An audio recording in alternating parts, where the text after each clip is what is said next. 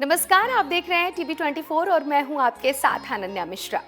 नवरात्र के सभी दिन माँ दुर्गा की पूजा की जाती है, लेकिन नवरात्र के तीसरे दिन माँ दुर्गा की चंद्रघंटा रूप की पूजा की जाती है।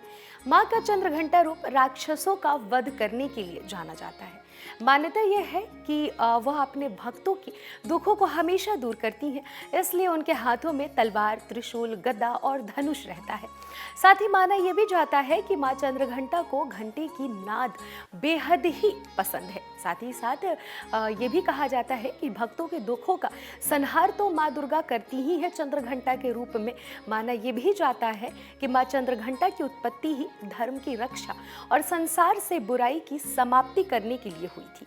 नवरात्रि के तीसरे दिन ये माना जाता है कि चंद्रघंटा की साधना करने से और सप्तशती चंडिका का पाठ करने वाले भक्तों को संसार में यश, कीर्ति और सम्मान मिलता है। चैत्र नवरात्रि का आज तीसरा दिन है और आज हम आपको माँ चंद्रघंटा के बारे में बताएंगे। आपको बताते चले कि माँ दुर्गा के साहसी और पराक्रमी स्वरूप माँ चंद्रघंटा को समर्पित होता है। माँ चंद्रघंटा का पूजन करने से व्यक्ति को स्वयं पराक्रमी और साहसी बनने का आशीर्वाद भी प्राप्त होता है। धर्मशास्त्रों में माँ चंद्रघंटा के स्वरूप का जो वर्णन किया गया है, उसके अनुसार माँ के माथे पर घंटे के आकार पर अर्धचंद्र बना हुआ है। माता के हाथ में त्रिशूल, तलवार और गदा विराजमान है, जिसके जरिए मां चंद्रघंटा अपने भक्तों के सभी दुखों को दूर करती हैं। आपको हम ये भी बता दें कि पौराणिक कथा के अनुसार एक बार देवताओं और असुरों के बीच लंबे समय तक घमासान युद्ध हुआ। इस युद्ध के दौरान असुरों का राजा महिषासुर था और देवताओं का नेतृत्व करने वाले भगवान इंद्रदेव थे, जो उनका नेतृत्व कर रहे थे।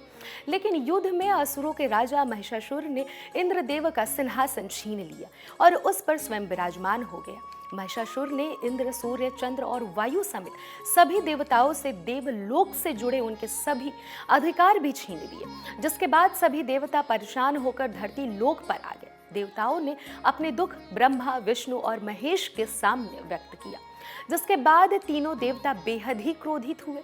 तीनों देवताओं के क्रोध के कारण उनके मुख से ऊर्जा उत्पन्न हुई और देवताओं के शरीर की ऊर्जा से मिल गई, जो फिर 10 दिशाओं में व्यक्त होने के बाद इस ऊर्जा से मां भगवती चंद्रघंटा स्वरूप की उत्पत्ति हुई।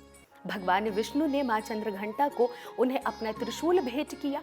इसी त्रिशूल से मां चंद्रघंटा ने युद्ध में महिषासुर का वध किया था।